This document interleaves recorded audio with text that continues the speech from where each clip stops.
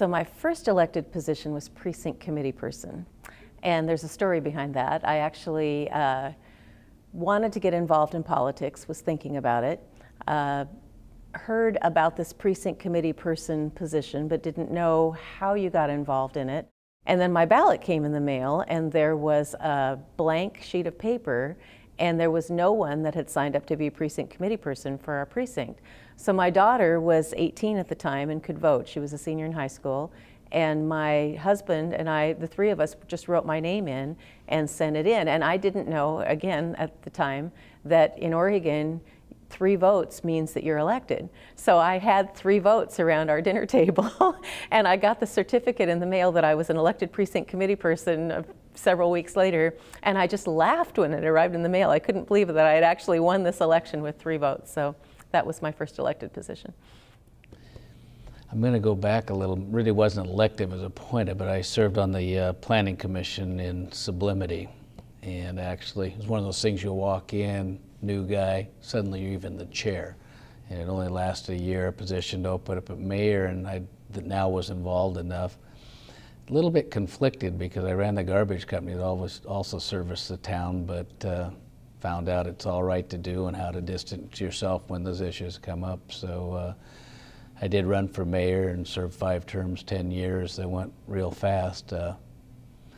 Little comment on being a mayor, it's kind of harder than this because you don't have some magnificent staff to go out and do your will.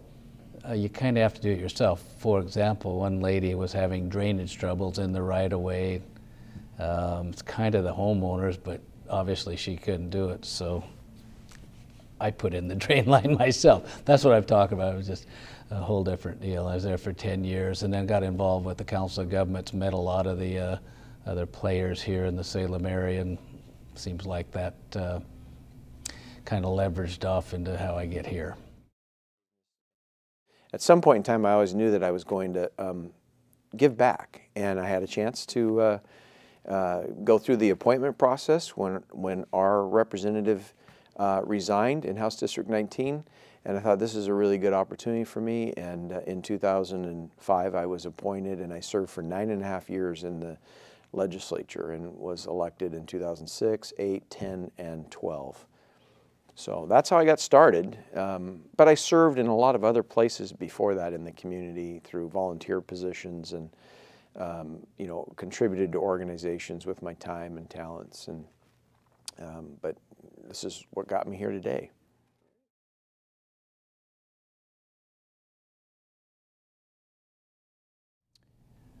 Well, I don't know if this is quite the right word, but I think it's eclectic. You can help me if it's wrong, but there's something different every day, every hour, so it's certainly interesting. The second one is the wonderful people we meet, both from the staff and from the public. I'm so terrible with names, it just kills me.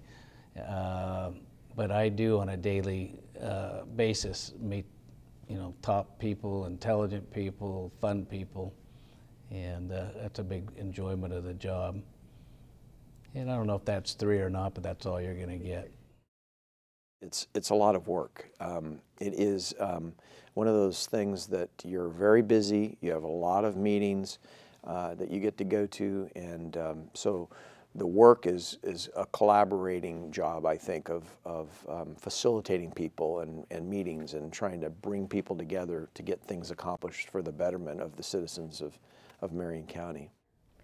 When I describe being a county commissioner to people, or even a state representative, I use the metaphor of the old Ed Sullivan show when they talked about spinning plates. I don't know if people are old enough to remember that, but when I was a little girl and Ed Sullivan was on, they had these people that would come out quite often on the Ed Sullivan show, and they'd have these really long poles, and they'd have these plates on the top, and then they would keep the plates spinning, and they'd move the poles back and forth, and you know, and keep these glass plates, and if they'd fall down, they'd crash and break. They very seldom did that.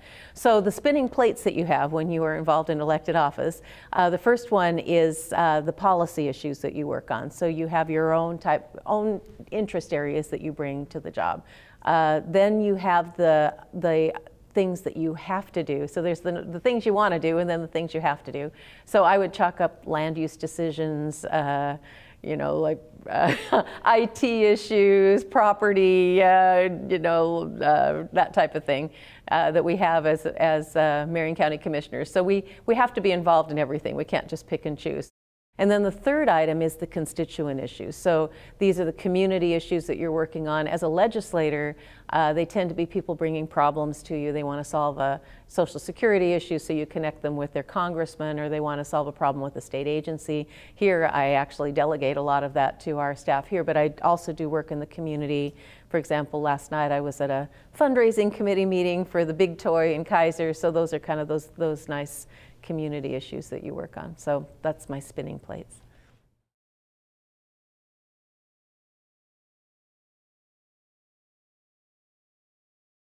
The things that I enjoy about it is the education piece of educating citizens, as well as listening to them, to have them educate me where I can help them and solve issues for them. I'll give you one example. We've been working on reentry. Commissioner Carlson's been working on that. She's a great leader in that.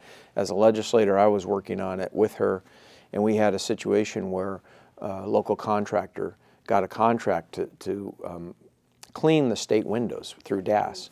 Yet DAS said no because they had a prior convicted felon on their payroll. And yet this gentleman had changed his life around, had served his time. And I was able to get DAS in the room, have them look at it from a different angle, and allow this gentleman to work on site cleaning the windows at a state facility. So those are the types of things that you look back and you go, those are little individual things. I've had many rewarding experiences as an elected official and as a county commissioner, but I think the thing that I'm most proud of is the work that has been done in Marion County with the Marion County Reentry Initiative. That group that has worked in reentry is probably the closest to the dictionary definition of collaboration of any group that I have seen. So it's been a really great experience working with all of these different sectors, bringing them together to try to improve the lives of people who have made mistakes in the past, committed crimes. They have victims. We have to keep that in mind. At the same time, they've paid their debt to society. They've gone to jail. They've gone to prison. They're now coming out. They want to start a new life. And so we're trying to figure out, how do we put them on the right course? And all of these people working together have done a great job. And then the big marker for that is the word that we call recidivism, which is that revolving door that you don't want them to commit a new felony crime within 3 years of getting out. And that rate has dropped from 37% in 2002 down to 14% in this year, which is remarkable. And it's through the good work that has been done by all of these different people. And I just get to be like the cheerleader and the champion and the money raiser. I mean, that seems to be a big part of my job, is to try to get the funding to be able to keep the services going. But I'm very, very proud of what we've done there. In Sublimity, we had just passed a comprehensive plan, and actually just before I became mayor, actually maybe the year before I was on the Planning Commission. But when I read it, it talked about open space, and that resonated with me, but it wasn't the open space these land use planners have. They think, and you'll hear me say this different times, they think you squeeze all the people you can into a little area and then put a little park or some tiny green space. That isn't my vision of it. My vision open space is, and Sublimity, a rural community, an agricultural community, there's still active farming in town. Open space means just that. You do kick it out enough to have your own space and something special. So we changed the minimum lot size, made it like 10,000 feet where Salem might be 4.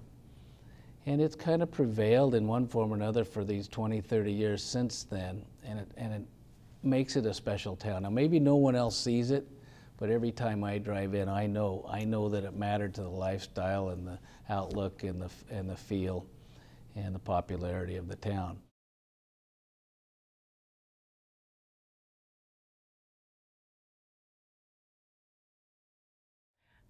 One of the things that I think is really remarkable about in Marion County is our solid waste program. It is a cutting edge program. If you talk to Commissioner Brentano, he'll say that we're the best in the nation. I think we got #2 in the nation as an award in Florida a few years ago, so I know we rank way up there. We have the waste energy facility. We take the waste there, it gets burned. Then we create electricity with that through Covanta. And then these ash piles that are on the side of the road that you see when you're driving up I-5. They're really close to the way station on the left, just north of Woodburn. Each one of those cells contains about 10 years worth of our garbage. That was such a surprise to me when I learned that. Because if you think about it, if I look out on my street and I look at all of those barrels that people set out, and I drive into work and there's more barrels in my whole neighborhood, and then I think about the city of Salem, right, and all of the people that are putting all that garbage out every single week, and then I think we have 20 cities in Marion County, so it isn't just Salem and where I live, it's everywhere around the county. And you burn that and you put all of it together, and it just creates that one little hill for 10 years worth of garbage. That just amazed me. Probably the diversity of programs within two departments that I don't think anybody has. And maybe it's not fair to say two, but it's the Sheriff's Department and Health Department are what come to mind. You know, the jail, parole and probation, gun permits, servicing, what's writs, I mean, it's so extensive, and I don't know how they manage it all. And then you watch our sheriff, undersheriff, the whole crew dealing so much with the legislature. Here in Marion County, they kind of get called on, I think, more than others because they're right here. But the involvement and the time the legislature takes has surprised me. I probably can just say this out loud. I'm probably not that thrilled with annual sessions because it takes that effort on a yearly basis instead of every other. And then the health department, gosh, there must be 30 or 40 different programs, and how they keep that organized and staffed. And then I have a granddaughter with some issues, and I've had those health department nurses come and offer help and ideas. And I know how important that was, and that they go out and make those services available all over the county. They do a terrific job. Nobody gives them credit, but they need to get it. There's things that we do that I didn't know we did, and I think the average person out there has, you know, really doesn't understand what we do in the services that are actually county services. A lot of it's funded by the federal government or the state government, but the county is actually the boots on the ground that it's administering a lot of those programs. So the other thing is just the collaboration that I see within the staff, within the department heads, working together, breaking down the silos. That this is something in our business world that we always said, when somebody says, that's not my job, I don't want to hear that. So at the county, I don't hear that either. I think people try to work together and solve problems, whether it's your department, their department, and how can the sheriff work with the health department. You know, so I really appreciate that collaboration that I've seen.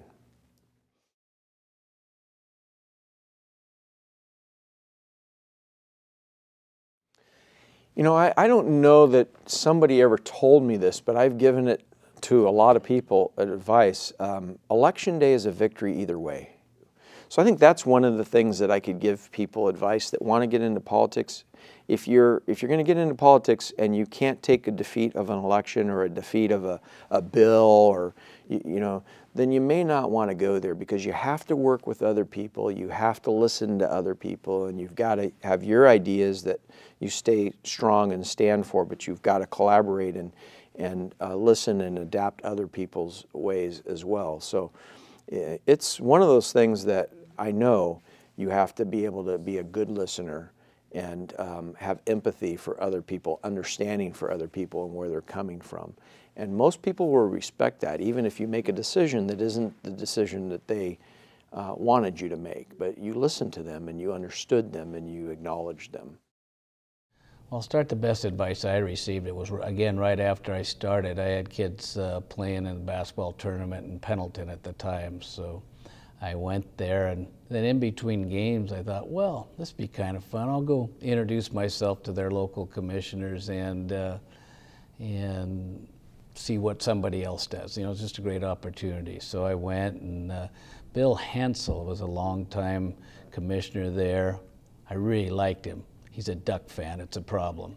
But other than that, we hit it off right away. He's a state senator here in Salem now, still have a great relationship with him. But what his advice to me was, and I don't know if he spotted it, but it's really appropriate, was to talk a little bit, to explain what what you're thinking. So the worst thing that can happen is you just say yes, no, and vote and move on, and leave people wondering, well, where did that come from, and what's, how valid is that? I didn't think it through. So it's been a fight I have, but I think a lot of times that I try to at least give some indication of where I'm going and the things that are important to me in each issue, and it kind of goes back to Bill's advice.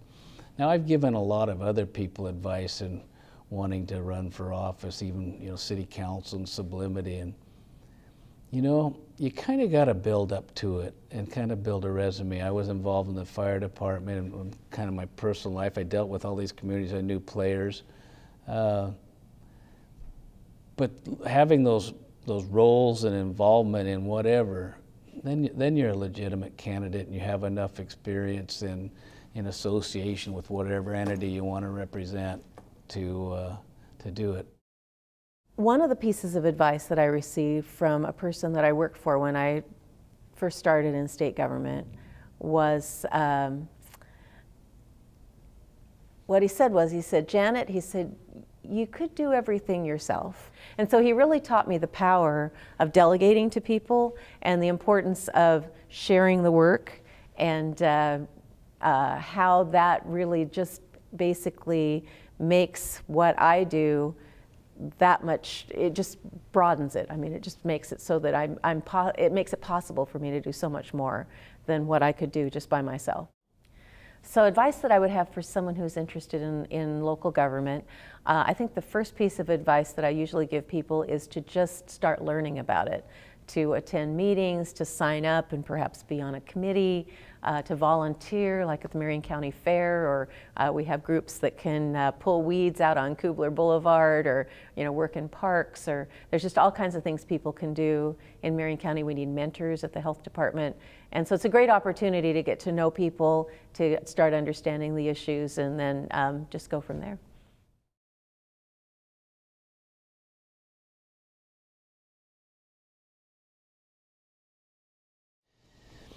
I hesitate a little bit because this issue is talked about a lot, but since you qualified it with enough, it's the condition of our roads. Our bridges are suspect. They have a sufficiency rating, they call them, and 100 is brand new, and I don't even know the number right off, but we're in the 50s and 60s, a lot of them. But I can't even figure out how we'll pay for those repairs. We've typically waited for the federal government to come through, and they would have a program every couple of years, but I think there's like 150, I'm terrible with numbers, but it's like that, it's that many bridges in Marion County in various stages of repair, just repair, and no real plan to comprehensively, rebuild and make sure they're adequate for the needs.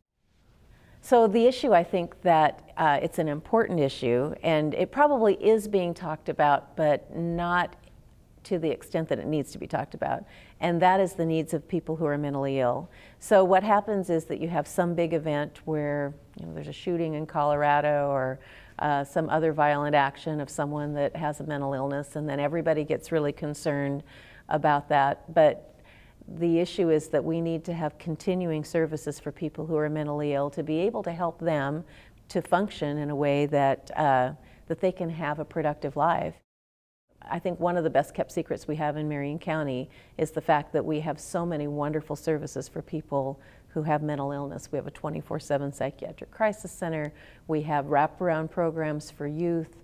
We have a lot of really excellent nonprofits that we work with that provide treatment services. We just got a grant a year ago through the Reentry Initiative for co-occurring disorders. So these are people that have mental illness and they have a substance abuse problem, and we're able to deal with both of those. I think there's a lot of stigma that has been kind of shrouded the issue of mental illness, and so people that are experiencing this oftentimes have been afraid to come forward and share what they're experiencing. So I think that if I could talk about one thing, I think mental illness is something that we need to be aware of, and that we need to be making sure that we have the services there for. So I think public safety is one of those things that I learned in business. When I used to interview people, we'd say, okay, what do you think is the most important thing somebody thinks about before they come to our restaurant? And a lot of people would say it's food or it's service, and I'd say, well, what if we just had a hepatitis outbreak? Do you think they would come? No, they wouldn't. So we take safety for granted. And so I think the public needs to just appreciate when things are going well, and when they don't go well, understand that there's people out there working really hard to try to fix that problem.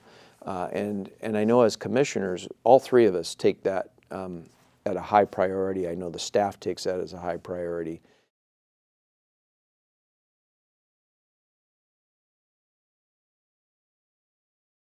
Well, I think one of the things that that people say about me, and that it resonates with me, and when they say it I feel good, is that they say I'm a person who gets things done. So perhaps the headline will read, "She got things done." So there's just lots and lots of things that I have accomplished or that I would like to accomplish. And so hopefully when I retire, I'm going to be at a good place and feel like I've done the work that I set out to do. So I think retirement is one of those things that we just continue to do different things. We may not be doing them to earn $1 by it. And you think of people in our community like Dick Withnell. Has Dick Withnell retired? I don't know. I think I see him more now than I ever did before when he was working his business. He is involved in the community. Sure, does he take more time and travel or go spend some time with his grandkids? I'm looking forward to that. I got a grandbaby on the way in July. But I think always giving back and serving in some place is what we're called to do. I'm called to do that, and I think if every citizen realized that, even if they have a check that says, you don't no longer have to get up and go to work in the morning, what should I be doing that would make a difference to my family and to my community? And I think that's what we should be focused on. So the headline would read, just moves on to another area of service. And, you know, it may be going back to coaching Little League again, like my dad did as a grandfather for my daughters. When I was managing, he was out there helping me coach those kids, and it was a passion to him. So that's what I hope the headline would be. I'm now back to softball coaching or whatever it might be if I'm no longer a county commissioner. Like I told you earlier, I was retired and I didn't have to be here. I wanted to. And I would say I'm unbiased, but I have personal biases just like anybody else. But it'd be correct to say I'm externally unbiased. I don't owe anybody anything. And my whole goal when I look at an issue is just to say, you know, what's right and wrong and what's best for Marion County, the people in it. And you might notice this, people, I don't care. I told them when they appointed me, I got to have fun with anything that I do. Actually, our company, and I hate strategic sessions where you plan out how you're going to do things, but we had one, and what we developed was a theme where we would do good things. I mean good things in a broad, you know, entrepreneurial sense. Make money, hire people, do good things. We'll do good things, and we'll have fun at it. And so when I get here, other than I'm not trying to make money necessarily, I want to do good things and have fun doing it. And that'll take you a lot of places.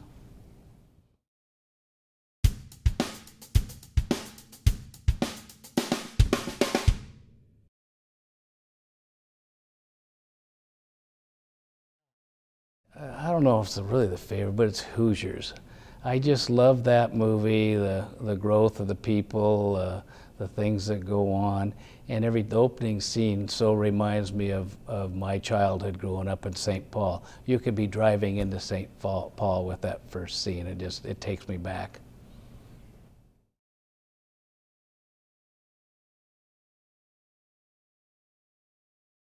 I wanted to be an anthropologist and a famous singer. I was a typical 12-year-old.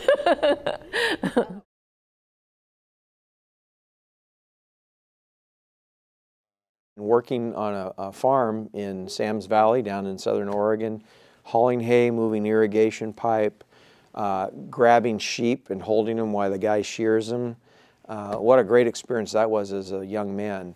That taught me long hours, how to work hard, sweat, don't be afraid of hard work. And then my first real paycheck job where I got Social Security taxes that'll show up when I was 16 years old on my Social Security statement would be at Coco's washing dishes in the restaurant business in 1970, I believe it was 2 or 3. And that's how I ended up in the restaurant business all my life, as a dishwasher.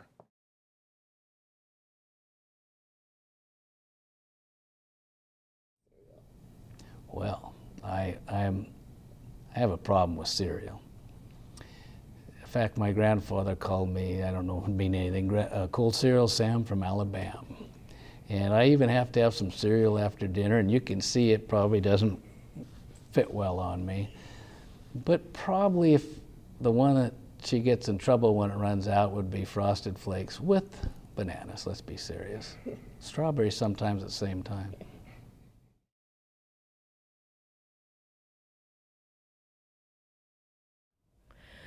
Oh, you do not want to see the inside of my car.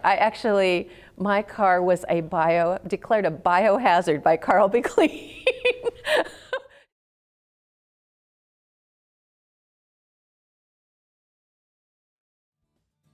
Oh, gee, depends what I'm making. If it's my glass of water at home, it's cubed. If I'm making a handshake and margarita, it's crushed.